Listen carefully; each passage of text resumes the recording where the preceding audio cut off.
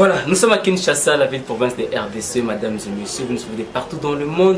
À travers votre émission Polé, au nom de la grande équipe de cette émission, nous vous disons bonjour, bonsoir, selon l'heure à laquelle vous allez nous suivre. Un grand merci à la rédaction de nos différentes chaînes. Merci Nabisi Kanyos Bokozabiso, Bokolanda Biso na Kinshasa na Lubumbashi, na Olomami, Bokolanda Biso également na Hollande, na France, na Belgique. Topesi bino mbote lelo to bibongo moko ya bana mboka azali bongo asangana kaningomba ba politique FBC ande kunene nkulu mwana mboka Fidel Nsenga azali bongo politologue to yambie na casquette ya analyste politique azali pe kabyliste to meka mpe ko sola pourquoi azali ko garder toujours cet esprit donc casquette wana ya kabyliste est-ce que ezali assurance bazali nango pona retour le Kabila na 2023 na scène politique to ko ibango ka awa to ko sola ba différence d'actualité entre autres Congolité, affaire ya Congolité, au début, c'est qui va y avoir Congomani, tout sur la paix, ma cambota liba loi ya réforme ya séné tout mon aki, il y a quoi FCC kozwa bongo ba ibonga na kati ya commission to équipe oyo ba kokamba bongo semini oyo ba organiser ba élection na 2023. Ndeko Jeannette Kabila azali sous présidente ya commission défense et sécurité te na kati ya hémicycle palais du peuple. Est-ce que ezali signe ya temps de la fin pour na régime to système Kabila Fidel Nsenga a bien invité dans ma PC. Bonjour Fidel Nsenga. Bonjour, merci. On est santé? Oui, santé, ça va. Voilà, tout bien pour la toute l'émission pour les émissions autres sur la caca vérité, l'émission autres sur la. Sentez-vous à l'aise pour qu'il y ait un français lingala. Merci. Essentiel ça a été partout dans le monde. Dans les campagnes pour comprendre le bus membre. Mais quand vous avez besoin de FBC, il y a un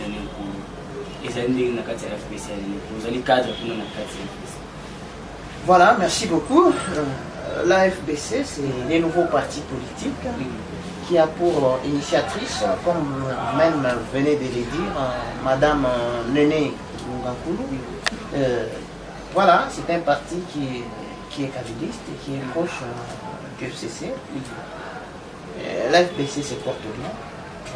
Est-ce que c'est un parti politique né pour essayer un peu de consoler surtout les cadres, les militants de Néné Nkulu, les partisans de Néné Nkulu, parce qu'on savait que Néné Nkulu présumait être la fondatrice de FBCA que dirige l'honorable sénateur Bati Lukoye.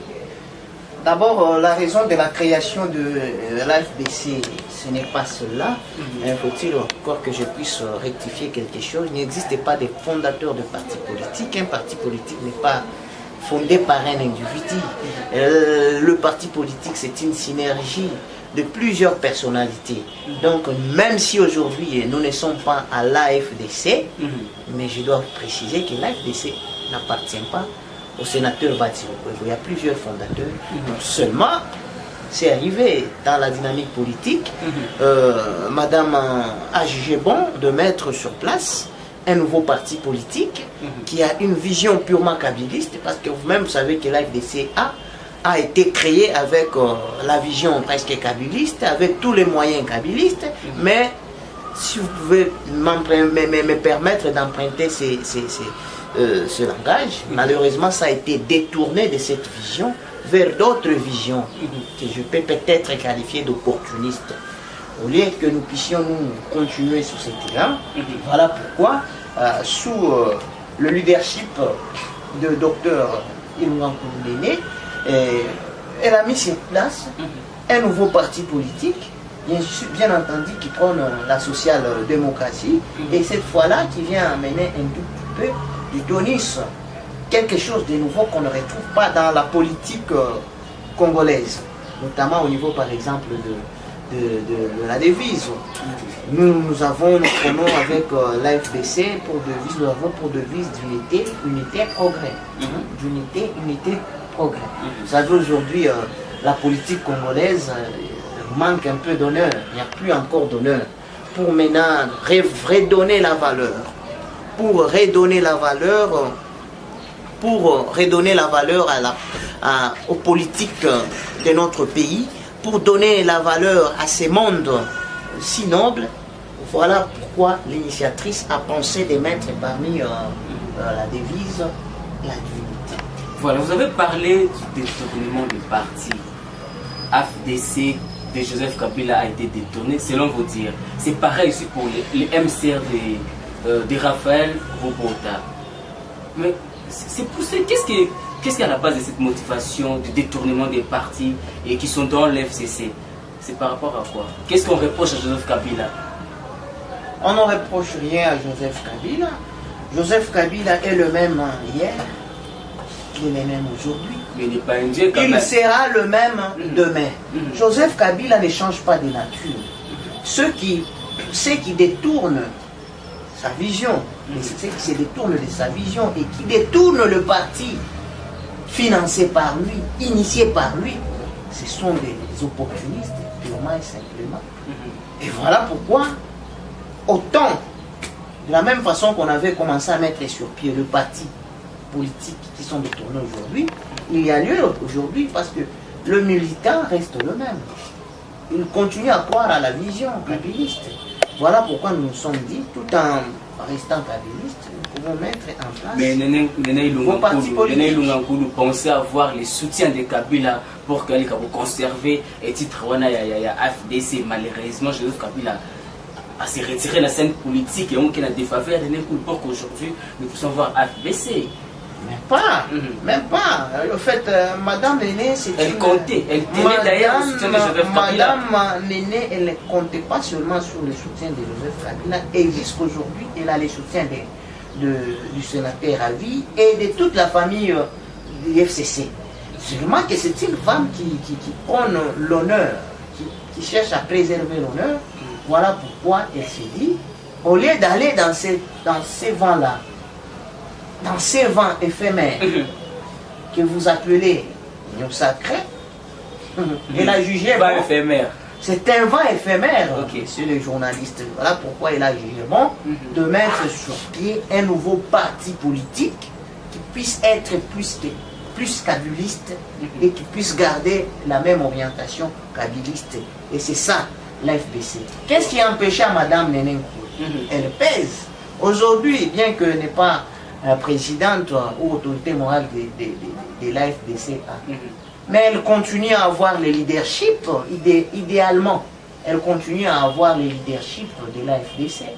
Mais au lieu d'entrer dans le vent, là où on a tiré cette formation politique kabyliste, créée par Kabila, en kabyliste, elle a jugé bon de mettre sur pied un nouveau parti politique qui prône les progrès pour le bien-être des Congolais. C'est ça même la signification AFBC, Alliance des forces pour le bien-être des Congolais. Ça prône entre autres les progrès. Voilà, ça prône le progrès. Nous poursuivons avec M. Fidel Senga, qui est un politologue, membre de l'AFBC, de Néné Nkoulou, le docteur en tout cas. Et grand merci Nabini Bozali, on a vu ça de partout dans le monde. Voilà, merci beaucoup, vous allez continuer. Tout ce nom Makambo ou ya Congo, parce que vous avez parmi les sujets d'actualité, où le ministère peut baïker à Congomani. Et puis Joseph Kabila paie entre guillemets, Makambo ya Congo, il peut rattraper, le cas qui est au pouvoir. Il y a IDPS à l'opposition, Joseph Kabila de toutes sortes de nationalités, ougandais, azali, rwandais, burundais. Et le personnellement, surtout le personnellement, il est dans un kabiliste. La proposition à Congolais n'est pas et ça là qui est. Est-ce que la raison a été bien établie, protéger la souveraineté du pays, ou carrément il y avait des raisons politiques derrière cette proposition de loi? Je te réponds plus en tant qu'analyste politique. Certes, kabiliste, je le suis. Ma fait, il y a une officine politique derrière la proposition de loi de M. Tchani. Et Tchani, il a vu que nous sommes à une année presque demie des élections. Et comme il a toujours mûri les ambitions aussi d'être candidat président, et certainement aujourd'hui il peut peut-être être là en train de rouler pour quelqu'un d'autre, pour une officine quelconque. Voilà pourquoi on a osé par ces ballons d'essai. On a dit, osons d'abord, lançons, voyons la réaction de l'opinion. Malheureusement que cette proposition s'est heurtée à la contradiction totale de toute la classe politique et des familles politiques confondues. Que ce soit l'Union sacrée, que ce soit l'IFCC, que ce soit à la Mouka, cette loi ne passe pas. C'est une loi qui vise la division du pays. Tchani est en train de proposer la loi parce qu'il a passé presque la grande partie de sa vie aux États-Unis. Il ne connaît pas, lui Tchani là, il ne connaît pas comment l'unité de ces pays a été acquise. Il ne connaît pas comment les prix de la pacification, il ne connaît pas les prix de la falsification de ces pays, qui a connu de grandes divisions. Mais grâce à un visionnaire, qui n'est autre que Joseph Kabila Kabange, ces pays se trouvent au stade où nous sommes aujourd'hui. C'est Joseph Kabila qui a travaillé. D'ailleurs, avec son absence, avec l'absence de Joseph Kabila pendant presque 2 ans et demi, le pays n'est plus là où il était. C'est-à-dire nous commençons encore à rétrograder, nous commençons à reculer. Tout ce que Joseph Kabila Kabange avait laissé, c'est jeté en pâture. Aujourd'hui, nous commençons à revoir le pratique. Donc selon vous, il est l'artisan de l'unité nationale. Joseph Kabila est l'unité de la République. Félix Tshisekedi comme chef de l'État, il est en train aussi comme garant aussi du bon fonctionnement des institutions. Il s'efforce aussi de garder cette unité. Mais un monsieur là, je ne sais pas piqué par quel officier politique, piqué par quelle mouche, il vient proposer une loi. Et cette loi aujourd'hui, si vous lisez les déclarations dans des télévisions de différentes structures, de l'autre côté, vous ne voyez que des nous opposons, nous, au Katanga, au Kasaï, au Kivu, partout. Donc cette loi, en quelque sorte, je ne la personnalise pas comme d'autres cherchent à la personnaliser. C'est une loi qui reste impersonnelle. Mais les politiciens, certains politiciens ont personnalisé, ils ont pensé que cette loi est confectionnée. Cette loi est confectionnée pour leur empêcher. C'est ce que je fais à Moïse Katumbi. Par exemple, lui-même, non seulement Moïse Katumbi, peut-être que Moïse Katumbi, c'est du fait qu'il a un service de communication qui répond au surcoût. Voilà pourquoi on pense que il n'y a que lui qui s'inquiète. Pensez-vous demain si Jean-Pierre Mbemba qui doit prétendre être candidat de la République, Jean-Pierre aussi, Mbemba il a ces problèmes-là, je pense que... De nationalité, Jean-Pierre Bemba. Il doit avoir le problème des nationalités. Jean-Pierre Bemba. Il doit avoir le problème des nationalités. Alors Joseph Kabila, qu'on a taxé depuis... Joseph Kabila, nous ne pouvons pas... Joseph Kabila, c'est un Congolais. J'ai le privilège d'être... Donc vous congolisez Joseph Kabila et Jean-Pierre Bemba. J'ai le privilège d'abord d'appartenir au même espace géopolitique avec Kabila et à la même tribu. Joseph Kabila est de père de Luba. Et sa maman Sifamania, elle est connue de Télévision. Donc on ne peut pas parler de Joseph Kabila à la place de parler de Joseph Kabila. Une maman par acquisition. Non, ça c'est la dissimulation de vous journalistes. C'est connu que Joseph Kabila, c'est l'enfant biologique de Musée Laurent Désiré Kabila et il est des Congolais de père et de mère. À la place de parler Joseph Kabila Kabange et parler de l'actuel président Tshisekedi, on peut prétendre qu'au regard de la loi de Noël Tchani, Tshisekedi ne peut plus être candidat aussi en 2023 parce qu'il aurait lui-même déclaré par une interview qui est d'ailleurs qui est très virale sur les réseaux sociaux, qu'il avait aussi quelque part, maman Marthe, sa maman biologique, avait du sang angolais. Pardon. Donc si nous devons... Pardon. Voilà. Répétez un peu. Vous voulez dire que l'actuel chef de l'État, Félix Antoine Tshisekedi Tshilombo, n'est pas né de père congolais, de mère congolaise. Il est né de père congolais. L'ex-sphinx, paix à son âme. Etienne Tshisekedi. Mais au regard de l'interview livrée par lui-même sur une des chaînes ici, il aurait déclaré ça. J'ai suivi aussi M. Jean-Marie Kassamba en train de passer son émission. Il aurait déclaré, lui-même Félix Tshisekedi, que sa maman, Marthe, serait aussi, soit aurait des origines angolaises. Vous voyez que si vous voulez aller dans cette logique de la loi Tchani, vous êtes en train de diviser le pays. Parce qu'aujourd'hui, on peut conclure finalement que tous les candidats potentiels de 2023 ne sont pas congolais, alors qu'ils ne doivent pas tous être congolais. Moïse Katumbi, père, je ne sais pas moi, juif, mère congolaise. Félix Tshisekedi, père congolais, mère angolaise. Martin Fayoulou, on parle père congolais, je ne sais pas, mère sénégalaise. Jean-Pierre Bemba, père congolais, mère, je ne sais pas moi, portugaise. parler de ça. Finalement, qui sera candidat? C'est moi. Joseph Kabila. Bon, Joseph Kabila, entre guillemets, selon vous-même. Finalement, qui sera candidat en 2023? Alors, je te propose toi comme candidat. Voilà pourquoi j'ai conclu en disant, lui-même, la Tchandri est en train de faire du bruit. Il a claqué récemment, le week-end passé, l'émission, parce qu'on lui a posé la question sur sa nationalité. Monsieur Noël Tchani, vous avez, depuis tout ce temps que vous avez passé aux États-Unis, vous n'avez pas acquis la nationalité américaine, il a craqué. Donc, si l'actuel chef d'État Félix a intervenu à cette question, c'est pas par rapport... Moi, je pense que le président, il a agi en bon responsable, il a agi en tant que républicain. En plus, le débat sur la nationalité, c'est un débat dépassé. C'est un débat déjà dépassé. Débat niveau, c'est un débat qu'on pouvait peut-être ramener au 19e siècle ou soit au 20e siècle, pas en plein 21e siècle. Le monde aujourd'hui est devenu un village planétaire. Mais il a fait cette loi constitutionnelle, M. Fidel Senghor. Quelle constitutionnalité? Voici ce que la Constitution prévoit. Article 13 de la Constitution du 18 février 2006. Article plutôt 12. Tous les Congolais sont égaux devant la loi et ont droit à une égale protection de loi. Tout Congolais, on ne précise pas que tout Congolais des pères et des mères. On dit seulement que tout Congolais, qui est Congolais?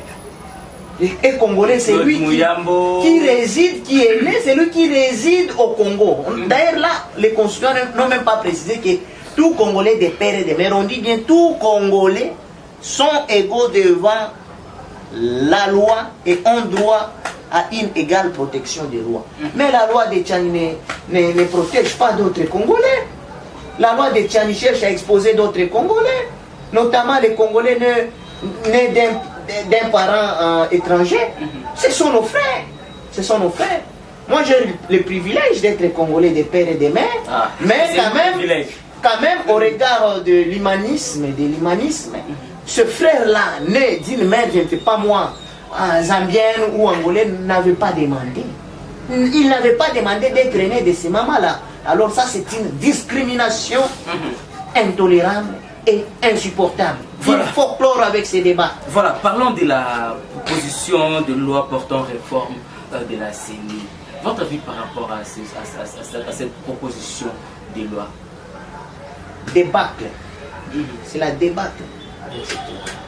On demande de dépolitiser la CENI et ça sera la loi possible, Lutundula a été détournée. Lutundula n'avait pas proposé la loi telle qu'elle a été présentée dans sa mouture finale. Les politiciens ont récupéré et aujourd'hui on a laissé presque 4 postes à la société civile et la majorité au pouvoir, c'est-à-dire l'Union sacrée, va prendre 6 personnes, on a je pense 6 membres. Et l'opposition, entre guillemets, FCC, doit avoir droit à 5 personnes. Et on laisse le président à la société civile, le premier vice-président à la majorité Union sacrée, le deuxième vice-président FCC. Moi je pense que tout questeur Union sacrée. Il n'y a pas de problème ça. Tout en demeurant un membre du FCC, mais je condamne cette loi. Je condamne cette politique-là. Pourquoi? Parce qu'il n'y a pas eu de politisation de la CENI tant clamée par les mêmes acteurs qui sont aujourd'hui à l'Union sacrée. Pourquoi l'Union sacrée a mis toutes les batteries en marche? Pour récupérer la grande majorité des membres de la CENI. Tout simplement parce que tout est fait dans le futur. Tout est projeté pour 2023. Parmi les causes de la dissension, soit de la division de la coalition, figurait le problème de la Cour constitutionnelle, là où on a nommé les membres, chose qui n'avait pas plus de la manière un tout petit peu jugée par le FCC, de manière un peu non consensuelle. Et le FCC avait estimé que l'actuel régime cherche à tout prix à contrôler toutes les institutions, tous les organes qui contrôlent les élections, notamment. Ils font emboîter les pas comme fut le cas des FCC au pouvoir. Kabila c'était un républicain. Ils font emboîter les pas de 19 Kabila en 2000. Si Kabila avait politisé la CENI, pensez-vous que M. Tshisekedi devait passer président de la République? Parce que Tshisekedi a été proclamé président de la République par un président de la CENI et un président de la Cour constitutionnelle nommé par Kabila. Mais en républicain, il est sorti président de la République. Mais aujourd'hui, nous sommes en train de voir qu'il y a une sorte d'acharnement sur ces deux institutions, c'est-à-dire la Cour constitutionnelle et la CENI. Mais qu'à cela ne tienne, la vérité des urnes va toujours triompher en 2023. La vérité des urnes. La vérité des urnes, tout ce qu'on est en train de mettre sur pied comme machination par des politiciens seront mis de côté. En 2023, les choses vont s'effacer. Et rassurez-vous que les élections auront bel et bien en 2023. En dépit de tout ce qu'il y a eu comme pandémie. La pandémie ne peut pas, pandémie ne peut pas être un facteur explicatif de la non-tenue des élections. Si c'est pour cela qu'on est en train d'élargir, d'élastifier les confinements, de couvre-feu, on paralyse pour rien l'économie du pays. On peut peut-être accentuer les mesures de restrictions pour empêcher cette pandémie, mais on ne peut pas aller de confinement en confinement. Ça ne sera en aucun jour un facteur explicatif de la non-tenue des élections, parce que pendant que nous on cherchera à donner cette explication, nous autres on cherchera à démontrer par exemple que ailleurs, en Israël, avec la pandémie, on a organisé les mêmes élections. En Afrique ailleurs et partout ailleurs, au Congo Brazza voisin ici, on a organisé les élections. Donc point n'est question, point n'est besoin de chercher à freiner les processus, parce qu'on a une explication à donner. Donc il n'y a même pas lieu de tenir compte de recensement. Malgré, peu importe l'irrégularité, on doit tout prévoir les élections. C'est pas le format qui est peu importe les irrégularités. On doit quand même avoir les élections. Je ne sais pas le format qui s'apprendra, mais qui est recensement. Si la volonté des politiques veulent qu'on puisse avoir des recensements, qu'il n'y ait pas de recensement. Mais nous, peuple congolais, nous avons besoin des élections en 2023, quelle que soit la configuration que ces élections prendront, mais on doit organiser les élections en 2023. Là, on ne risque pas d'avoir encore une fois de plus le résultat contesté comme fut le cas de 2006, 2011 et également 2018. Vous savez, bon, moi je suis politologue. Le problème de contestation des élections, ce n'est pas seulement un problème congolais, ce n'est pas un problème africain, c'est un problème universel, c'est-à-dire international, c'est un problème qui se passe partout, même dans des démocraties, des vieilles démocraties comme les États-Unis, la France. Après chaque élection, au moins il y a contestation, même d'une seule personne, même en une journée, même pendant une minute. Donc il faut toujours dire qu'en 2023, contestation, donc, il y en aura. Il n'y a pas eu des élections parfaites dans le monde. Il y en aura. Il n'y a pas des élections parfaites. Le principe de toute élection, c'est qu'il y ait contestation. Voilà, mais les exceptions existent. Voilà, puisque nous parlons des élections de 2023, vous croyez d'ailleurs au retour de Joseph Kabila sur la scène politique? Vous croyez? Vous savez, je ne suis pas mieux placé. Je ne suis pas mieux placé pour répondre à cette question. Mais je crois plus au retour. Je crois plus au retour en force du FCC. Par quel mécanisme? Je suis plus, je dis bien, je suis plus à le retour en force. Joseph Kabila jusqu'à sa mort sera toujours sur la scène politique parce que c'est un sénateur à lui. Mais dire les retours dans le contexte où vous êtes en train de le dire, d'être candidat par exemple président de la République, je ne suis pas le mieux placé. Ça lui-même, notre autorité morale est mieux placée pour répondre. Mais moi je sais qu'il mourra politicien, il sera toujours présent sur la scène politique et étant à la tête d'une grande machine politique comme le FCC, il sera toujours sur la scène politique. Mais parlant en termes de plateforme de Joseph Kabila, elle sera et elle va rentrer avec force sur la scène politique en 2023 comme nous le sommes aujourd'hui. Nous sommes majoritaires, juridiquement parlant, bien que numériquement aujourd'hui, par une machination, nous n'avons plus la majorité. Voilà, parlons de l'état des sièges. Le chef d'État a décrété l'état des sièges pour essayer un peu de restaurer la sécurité, surtout au parti est du pays de la République. Pensez-vous que l'état des sièges est aboutir dans l'esprit Oyo Ezeraki est décrété par les chefs de l'État? Est-ce que l'objectif finalement est atteindre phase concrète? Bon, peut-être il sera un peu prétentieux, de chercher à donner une analyse pointue par rapport à la proclamation de l'état des sièges, mais il y a lieu de fustiger quand même la gestion de cet état des sièges. Déjà au niveau communicationnel, même, vous voyez qu'il y a eu des tâtonnements au niveau du gouvernement, mais il y a eu un problème qui est arrivé, par exemple, au niveau du Nord Kivu. Il y a eu un problème qui est arrivé au niveau du Nord Kivu avec l'éruption du volcan de Nyiragongo. Cela ne peut pas nous permettre aujourd'hui d'établir certains facteurs naturels qui a un peu peut-être, qui peut bouleverser, qui peut aussi faire partie des facteurs qu'il faut tenir en compte pour donner les résultats de cet état de siège au niveau du Nord Kivu. Mais lorsque nous voyons l'Ituri, et même le Nord Kivu lui-même, par rapport aux objectifs mettre fin aux exactions, mettre fin aux tueries, nous sommes en train de constater avec désolation, moi et vous, que les tueries continuent à se faire, à s'opérer en Ituri et au niveau du Nord Kivu. Donc il est allé de dire que l'état des sièges, jusqu'au moment où nous parlons, n'a pas encore donné le résultat escompté. Nous osons croire, et c'est notre souhait, qu'à la longue, comme il y a eu prorogation de cet état des sièges, avec la période qu'on a accordée au gouverneur militaire, ils vont chercher quand même à rétablir, ils vont devoir rétablir la paix qui est assignée comme étant mission. Mais au cas contraire, la première phase au cas contraire, je reviendrai devant votre micro pour demander au président de la République de revenir à la normale.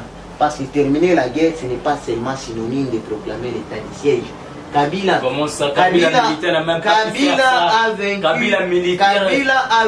M23, Kunda Batoire et tout ce monde-là, ils n'avaient pas programmé l'état de siège, ils n'avaient pas vraiment programmé l'état de siège. Donc le problème, c'est démotiver aussi nos militaires. Si la prorogation ici qu'on a accordée aux autorités militaires de ces deux provinces ne parviennent pas à rétablir la paix souhaitée par la population. Si Kabila n'a pas pu décréter l'état des sièges, peut-être d'après certaines bouches politiques, on dit Kabila aussi à la même mise dans les différentes guerres qui se passent dans les différents coins de la République et surtout à la partie est du pays. Ah oui, quand les gens mouraient avant la sortie de Kabila vers 2017-2018, c'était Kabila. Quand il y a l'accident, quand il y a la tuerie de 100 personnes, c'est Kabila. Quand on tue, quand les ADF tuent, c'était Kabila. Merci aujourd'hui parce que nous avons le grand assassin. Il s'appelle Félix Tshisekedi. Parce qu'aujourd'hui, il y a toujours des tués. Mais malheureusement, je n'entends pas les mêmes personnes qui attribuaient ces morts à Joseph Kabila, attribuaient ces morts à Tshisekedi. C'était pour vous dire seulement, j'ai parlé de Tshisekedi assassin pour vous.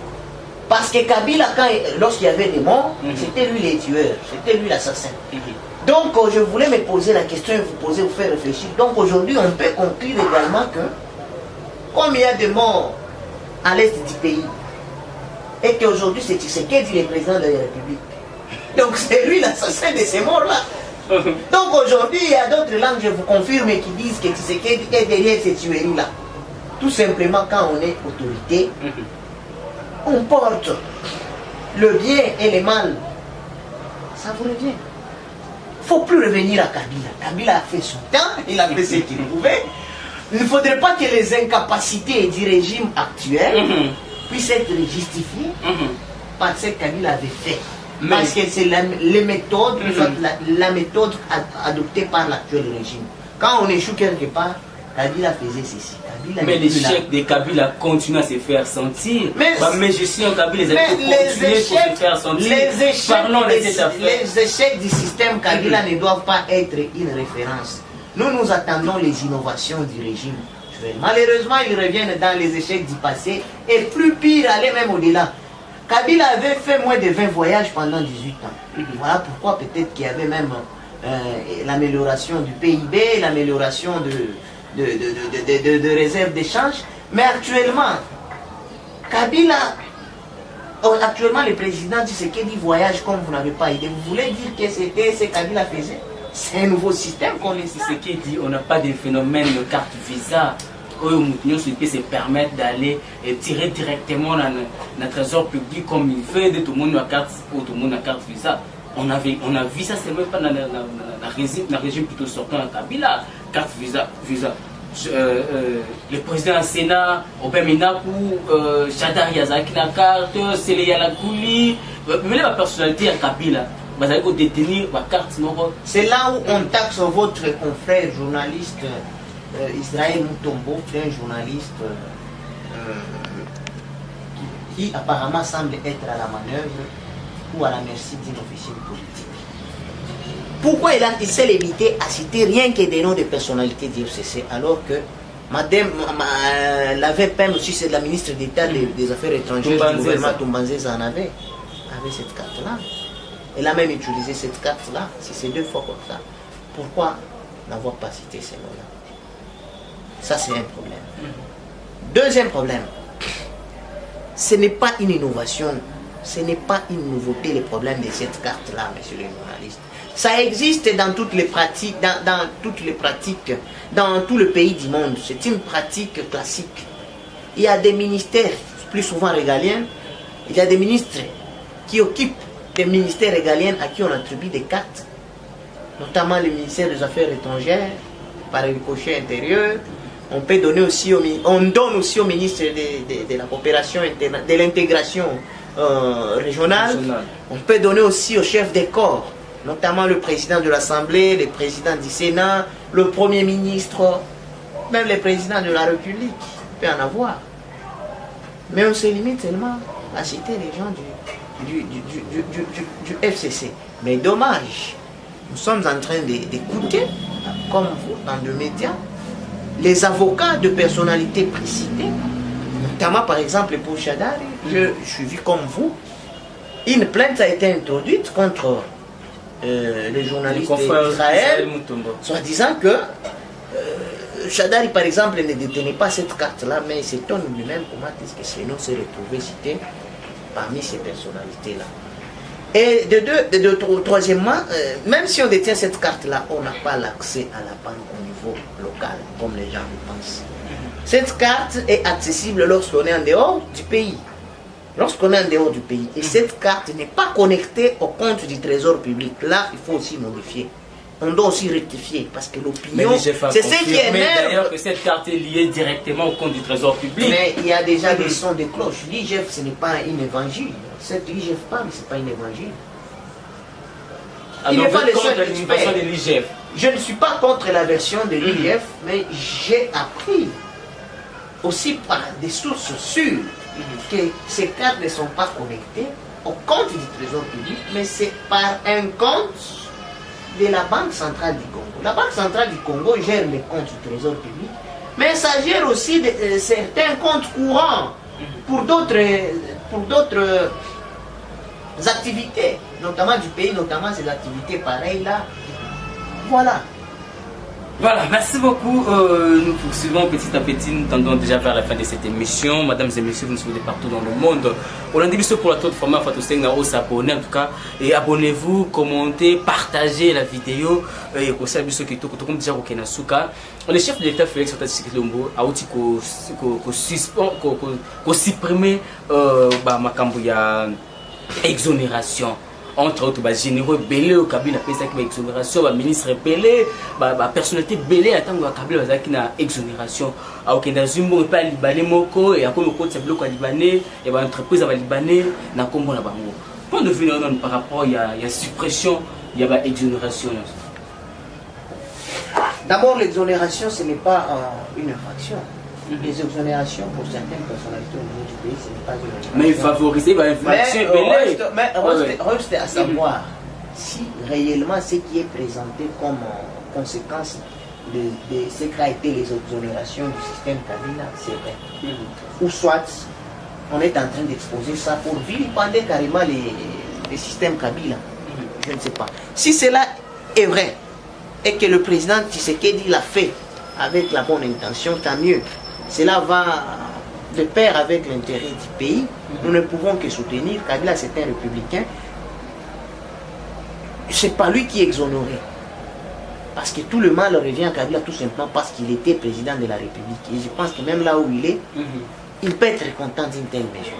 De même aujourd'hui que Tshisekedi est là président, le bien lui revient, mais le mal d'aujourd'hui lui reviendra toujours. Le mal que tous ces gens-là, les Bakabundu, les Bakabouya, tous ces acolytes sont en train de faire retomberont sur Tshisekedi demain ou après-demain, 2024-2023. Donc, si le président Tshisekedi a supprimé pour la bonne cause de la nation, moi en tant que républicain, en tant que citoyen, j'encourage cela. Mais si cela est fait pour des raisons politiciennes, je condamne ça. Je condamne ça. Voilà, merci beaucoup. Le dernier sujet pour toi, Kabwana, de Fidel Senga. Jeannette Kabila ne fait plus partie, n'est plus présidente de la commission défense et sécurité Nakatia et Palais du Peuple. Est-ce la fin de la Kabylie, règlement des comptes, ou c'est une autre forme de la dictature Nakatia et Palais du Peuple, comme fut le cas de Joseph Kabila? Qu'est-ce que vous entendez par Kabylie d'abord? La fin de la Kabylie, ça veut dire quoi? La Kabylie, vous parlez de Kabylie, mais nous parlons du kabylisme. Le kabylisme, c'est une religion. Le kabylisme, c'est une idée. Le kabylisme, et Kabila lui-même, c'est un esprit. Comprenez-moi bien. Le kabylisme, c'est une religion. Le kabylisme, c'est un esprit. Kabila lui-même, c'est un esprit.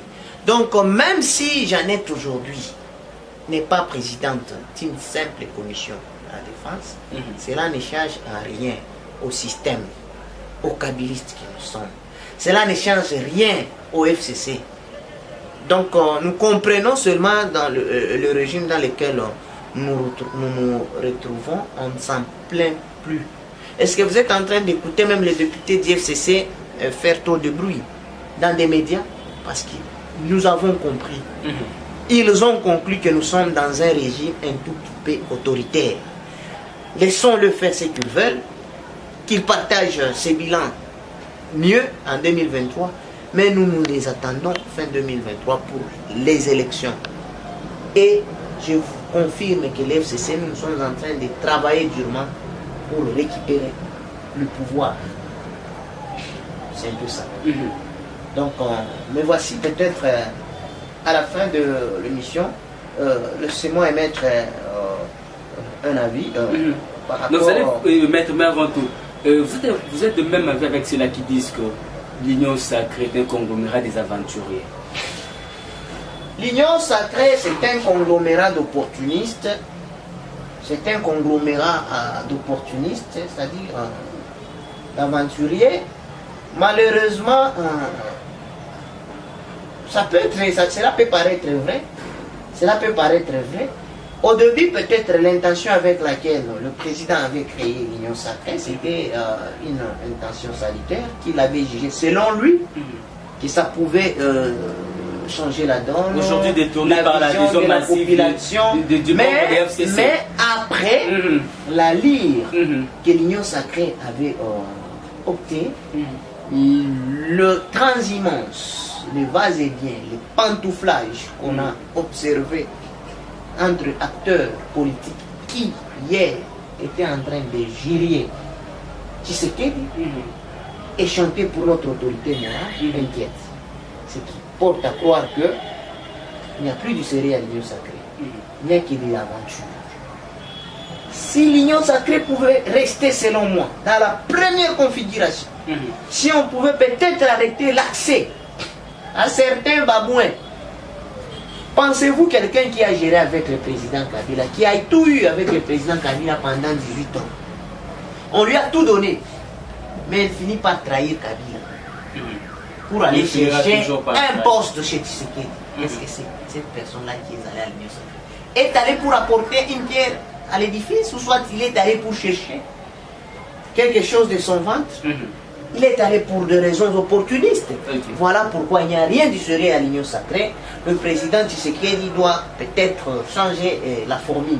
Voilà, merci beaucoup, M. Fidèle Nsenga. Je rappelle que vous êtes membre des FBC, de l'honorable Néné Ilungankulu. Nous sommes pratiquement à la fin de cette émission. Regardez la caméra. Quel est votre dernier message par rapport à l'émission d'aujourd'hui? Ma mission, soit mon dernier message, j'informe en passant que l'AFBC venait de nommer une première partie de ses animateurs. L'autorité, l'initiatrice, voulais-je dire, a nommé le président national, s'appelle Christian Numbi, l'apôtre Christian Numbi. C'est lui le président national aujourd'hui de notre parti politique. Il y a aussi le deuxième adjoint, le président Patrick Kidjanga Takala. Il y a le secrétaire général, lui c'est le camarade Michel Chose. Il y a les coordonnateurs de la Ligue, les coordonnateurs nationaux de la Ligue Bangapagwa. Il y a l'adjoint, c'est M. Michael Gbagba.